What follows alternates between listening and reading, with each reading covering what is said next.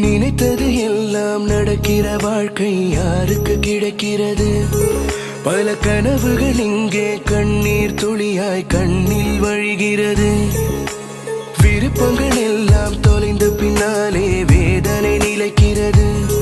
பல திருப்பங்கள் தெரியும்.